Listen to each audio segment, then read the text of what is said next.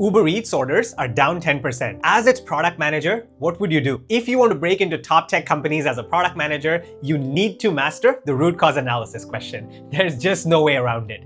But to really shine, your simple internal-external checklist that you've been memorizing and creating a cheat sheet out of is no longer enough.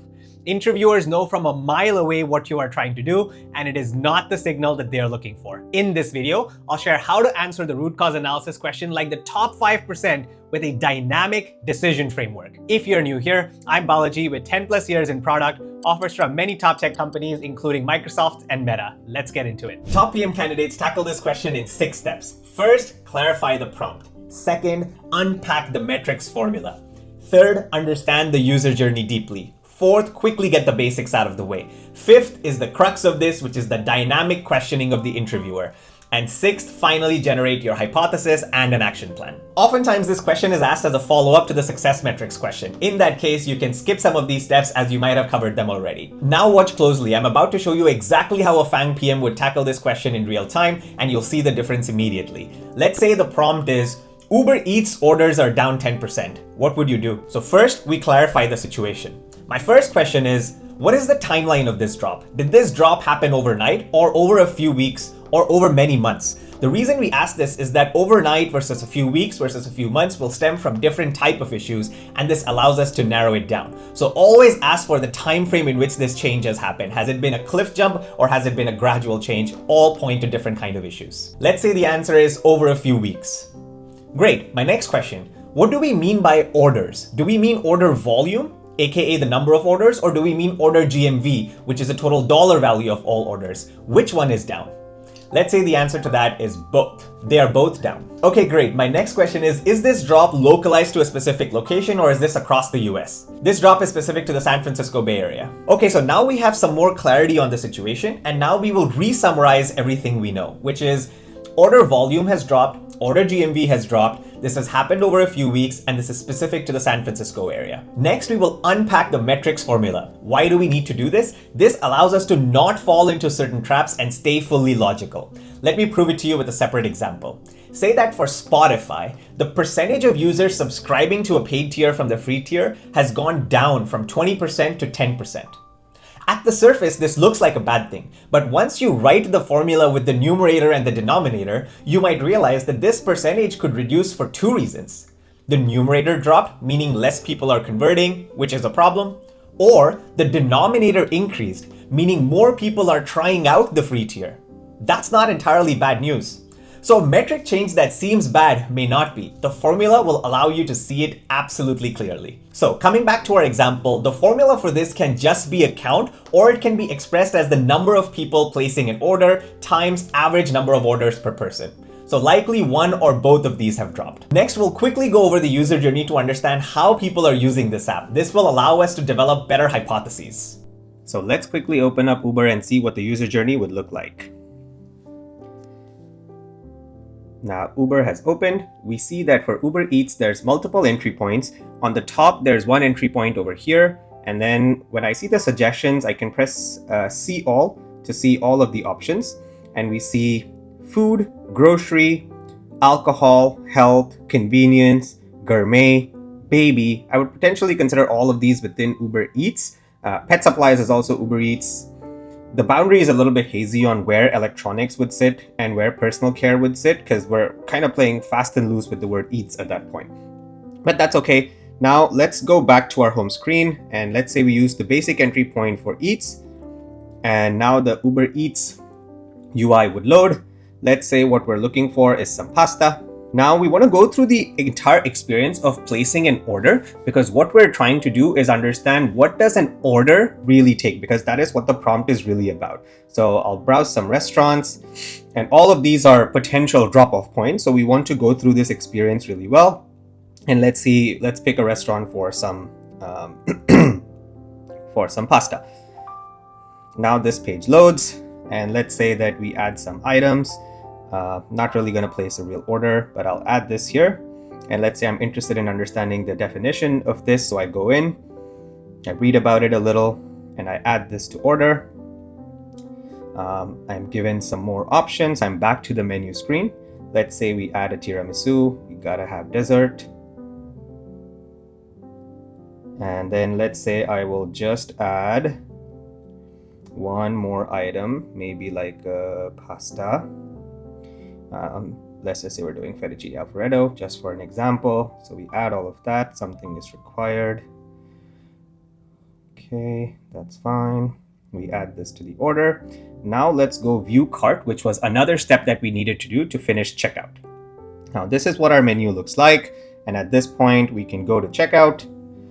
We're again asked for some more options. This is very important for us to keep in mind because a drop off over here will also lead to lesser orders. So by understanding this user journey really well, we can ask better questions during our dynamic questioning of the interviewer.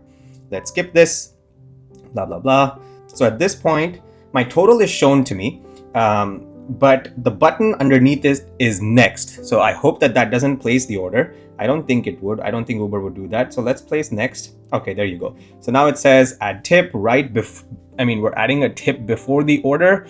That seems, I don't know if I would do that. It seems like very aggressive to extract as much money out of us as possible, because tip should be a reward for the work that somebody else puts in. And how can we decide what the tip should be before they've put in that work? So my conscience says that tip should be asked for later, but they're asking for it here, whatever that is. And this definitely clearly communicates that this is where you place the order. But tip being asked before the order is placed, it's a risky decision. I'm sure Uber has A/B tested this for why they're asking this before the order is placed. It increases the average order value.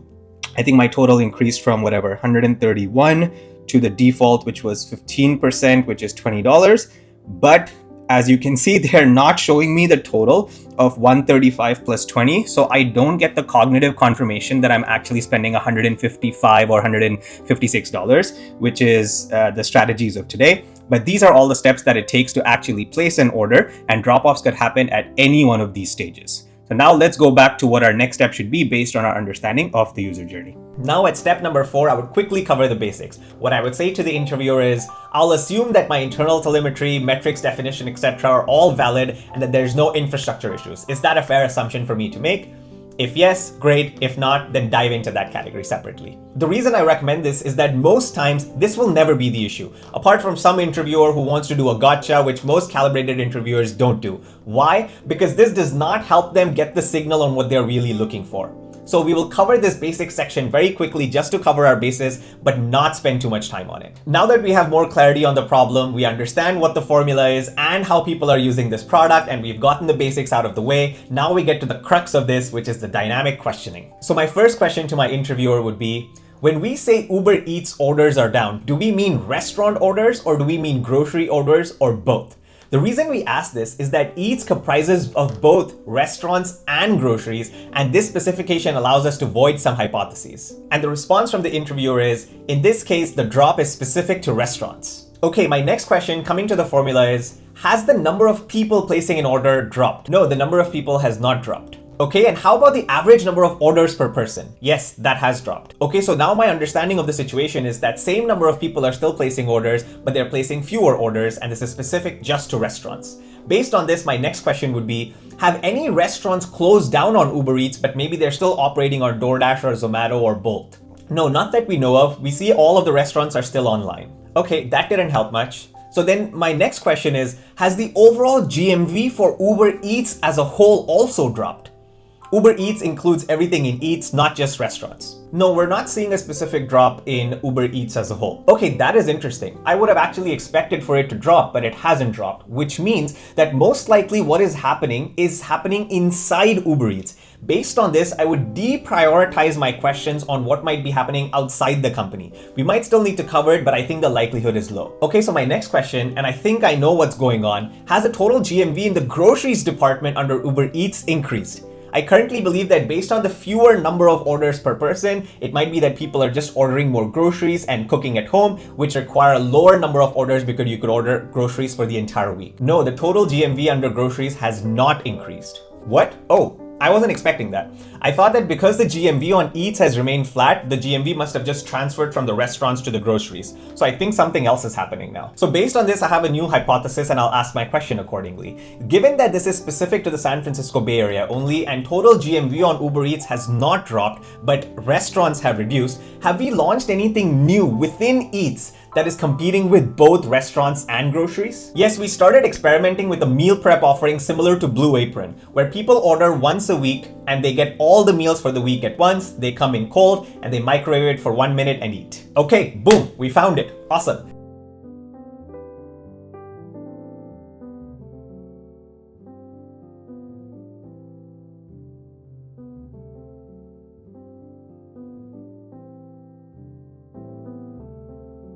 Now we go to our final step, which is the final hypothesis and action plan.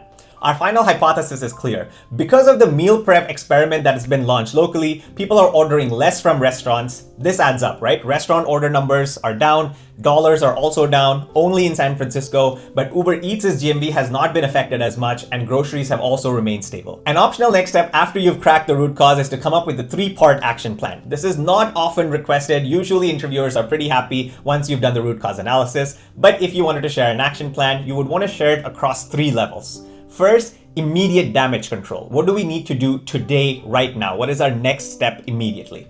Second, what are some short-term actions we need to do over the next couple of weeks to take care of the situation? And finally, third, what is the long-term strategic changes we need to make based on our learnings of this experiment? So that is how a FANG PM would respond to a root cause analysis question. I hope you found this video useful, and if so, you'll definitely benefit from this video around product sense or on the product execution interview. I'll see you guys there. Bye now.